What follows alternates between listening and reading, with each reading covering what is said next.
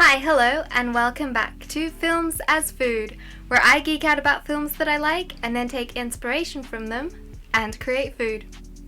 Little disclaimer, if you have not seen the film that I'm about to talk about and are 100% against spoilers of any kind, I recommend that you put this video on pause, go watch the film, and then please come back.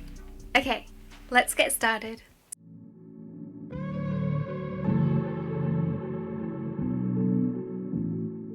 The film that I'm going to be talking about today is Lost in Translation. Lost in Translation is a human drama romance film directed by Sofia Coppola. It stars Bill Murray and Scarlett Johansson. So the basic premise of the story is Bill Murray's character, Bob, is an American actor working in Japan. And on the other hand, we have Charlotte, played by Scarlett Johansson. She's married to a famous photographer, but he's kind of left her alone.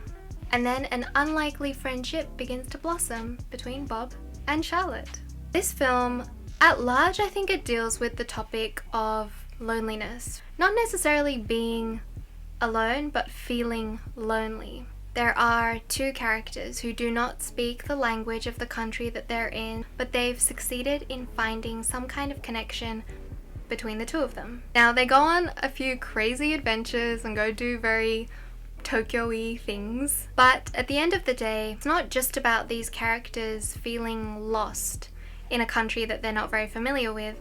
It's about them feeling lost within their own lives, and I think that's something that a lot of people can relate to. I think the film helps us to realize that part of us that might feel lost sometimes, even in our day-to-day lives. Also, obviously, the main reason I found out about this film or became interested in it is because it's an American film set in Tokyo.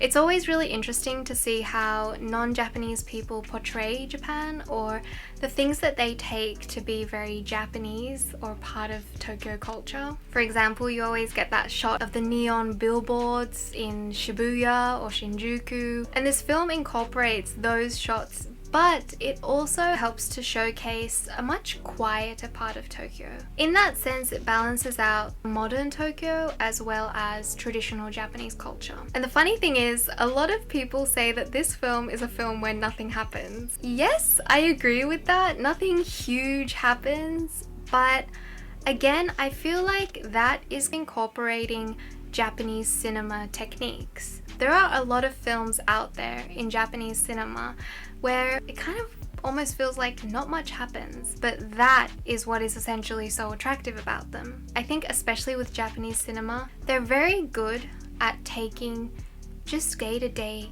scenes. Now some, I have to agree, it's like literally nothing's happening. But on the other hand, we have Lost in Translation, which is an example of a film where not much happens, but still it gives you a lot to think about. It's kind of sad, but also has its hilarious moments, and that's just some of the reasons why I love Lost in Translation. So, onto the food inspiration. I wanted to incorporate something that was Western and Eastern, considering that this is an American film shot in Tokyo. So, for this video, I'm going to be attempting to make Japanese rice burger and tofu patties with pink sauce. So the Japanese rice burger is the main point of the juxtaposition between Western and Eastern culture. So what we're going to be playing off is the hamburger. If you think of a hamburger, you think of, well, America, and you think of the buns with the beef patty or the meat patty inside, right? Well, we're gonna take that form, but turn it into an Eastern recipe. So instead of using bread, buns, hamburger buns, we're going to be using rice. So we're going to make rice buns, and then in the middle I'm going to be adding a tofu patty, because as you know, in Japanese culture we eat a lot of tofu. And then to top it all off, I'm going to be adding a pink sauce. Pink sauce is basically like tomato and cream put together.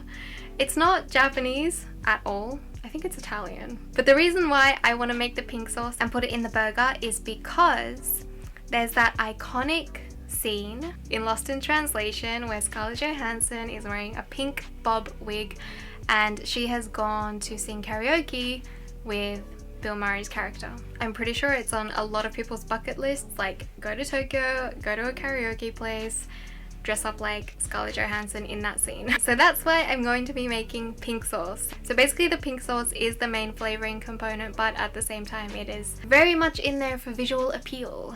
Let's get cooking. For this recipe, you're going to need some sesame oil, flour, corn flour, some salt and pepper, dry basil and nutmeg, and some garlic, breadcrumbs, butter, rice, heavy cream, tofu, this is firm tofu, half a large onion, 1 grated carrot, and some leafy greens or lettuce. And last but not least, a can of cut tomatoes. Now on to finishing preparing our veg. So the leafy greens are fine the way that they are. The 1 carrot that I had, I already grated pre-shoot. So the only thing we have to do is cut the onion. I had half a large onion. I cut that in half and then continued to cut 1/2 of the half, so 1/4, into cubes.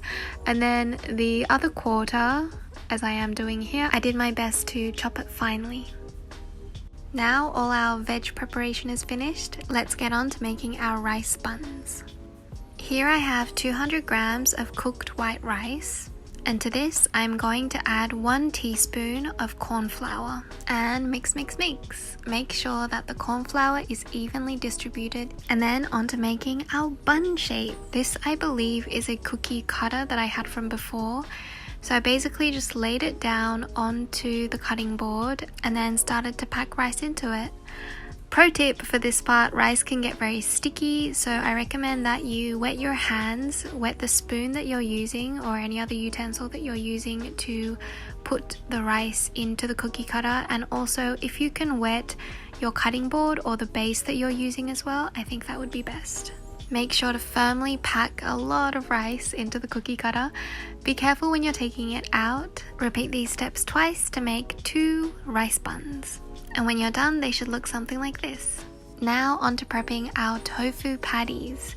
So first you're going to need some firm tofu. Drain the tofu.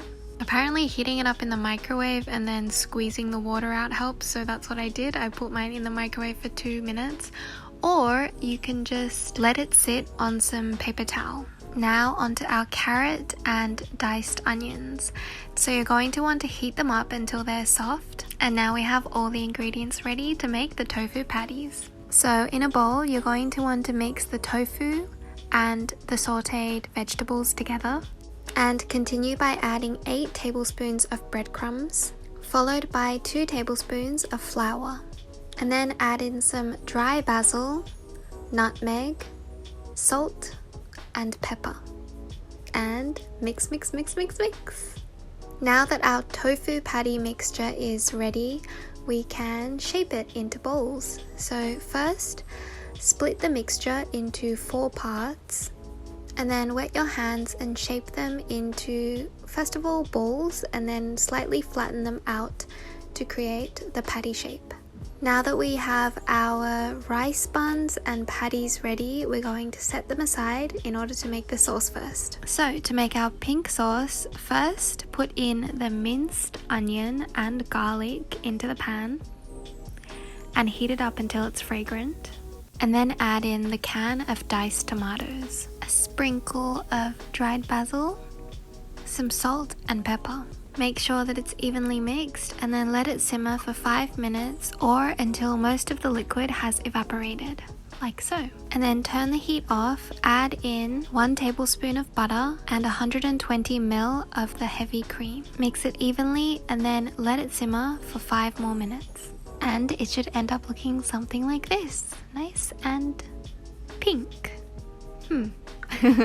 Orangey pink. Set the sauce aside, and now to cook our rice buns and tofu patties. First, our rice buns. So you're going to want to heat some sesame oil in a pan and then carefully put the rice buns in the fry pan. Cook them on both sides until they're golden brown. Take them out of the fry pan and set them aside. Now similarly with the tofu patties, heat some sesame oil again and put the patties in the fry pan. Cook them on both sides, and now that everything is ready, let's get plating. So here we have our buns, patty, greens and sauce. First we're going to get one rice bun, set it down and then put some greens on top of it. Followed by a patty and on top a generous amount of the pink sauce. Topped off with some more greens. Vegetables are very important. And last but not least, put the top bun on and we're done. This is the Japanese rice burger with tofu patty and pink sauce. What I'm gonna try and do is eat it with chopsticks. Let's try some of the pink sauce first. That is really good. This pink sauce I think would be really nice as pasta sauce as well. It's very creamy, but it has the tanginess from the tomatoes, which is really nice. Now, how should I eat this? Okay. Bit of a dilemma. Let me go try and cut it with a knife maybe. That sounds like a good idea. I tried to cut it and then aesthetically it does not look so pleasing anymore. But let's try the rice patty. So this is the rice patty. Because I fried it with sesame oil, you get that really nice sesame oil fragrance. And I feel like by adding in the corn flour, I think that helps it to not stick so much when you're trying to make it into the patty shape. Also, I feel like it's brought out a kind of stickiness in the rice, which is really yummy, similar to mochi texture. And now onto our tofu patty with a bit of the pink sauce. For a second there, I wasn't sure if the tofu patty was gonna go with the pink sauce, but actually it tastes really good. I think one of the reasons why it goes so well is because I put basil in both the tofu patty and the pink sauce, and I feel like putting basil in both of them has helped it to harmonize. This tofu patty is really good. If you like tofu and you're looking for a healthier alternative to a meat patty, I really recommend making this tofu patty. And last but not least, trying to get the pink sauce, the tofu patty, and the rice all together. Oof. That is actually so delicious. Okay, verdict time. So, how much do I feel like this Japanese rice burger with tofu patty and pink sauce reminds me of the film Lost in Translation? I feel like color-wise, it does. Wait, okay, we're not talking about colors yet. It's essentially East meets West, and it actually went together really nicely. So I will say, yes, it does remind me of the film. With the rice buns and the pink sauce, it looks pretty playful, which is similar to the film, how there are very like funny and kind of quirky bits in there, but at the end of the day, it actually tastes really good and everything goes together so well. I'm actually legitimately so surprised that it turned out so well. Visually, does it remind me of the film? Yes, it kind of has a very kind of muted color scheme, and in that sense, I think it's quite similar. Visually, does it look appealing? Yes, it was a very tall burger, but if you flattened out everything a little bit, I think it would be really nice. And it looks really fun as well. Did it taste good? Yes, I think I've said it a couple times now already, but it actually went really well together. I would definitely recommend it if you're thinking of making anything with pink sauce. Especially with like the little seasoning touches, like the basil, together with the sesame oil. I think at first you'd be like, wait, that doesn't sound like it really goes together, but it does. It actually tastes really nice. So overall, I would say this video was, quite a success. Let me know if you've seen Lost in Translation. What do you think about the film? What did you like about it? If you've been to Tokyo, do you think that film portrays Tokyo in a very realistic way or in a hyper-realistic way? Have you ever been to any of the places in Tokyo that's featured in Lost in Translation? Also, for anyone who's actually seen the film, about the last scene, what do you think Bob says to Charlotte? Thank you so much for watching this video until the very end. If you enjoyed it, please consider subscribing and giving this video a thumbs up. Again, thank you so much for watching and see you on the next one. Bye!